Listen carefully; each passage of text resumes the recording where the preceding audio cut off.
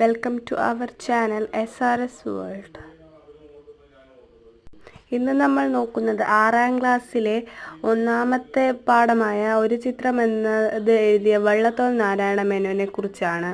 ആധുനിക കവിത്രയത്തിൽ ഒരാൾ ആണ് വള്ളത്തോൾ നാരായണ മേനോൻ. 1878 ഒക്ടോബർ 16 മലപ്പുറം ജില്ലയിലെ മംഗലം ഗ്രാമത്തിൽ ജനിച്ചു. ദേശീയ കവി എന്ന പേരിൽ അറിയപ്പെടുന്നു. കേരള വാഗ്മിക്ക്, ശബ്ദസുന്ദരൻ എന്നീ വിശേഷങ്ങളുണ്ട്. കഥകളി എന്ന കലാരൂപം പരിപോഷിപ്പിക്കാനായി കലാമണ്ഡലം എന്ന സ്ഥാപനം സ്ഥാപിച്ചു. ചിത്രയോഗം, ബദിരവിലാസം, ശിഷ്യനും മകനും, അച്ഛനും മകളും, സാഹിത്യമഞ്ജരി തുടങ്ങിയവ പ്രധാന കൃതികൾ. പത്മഭൂഷൺ ബഹുമതി ലഭിച്ചു. 1958 മരിച്ചു.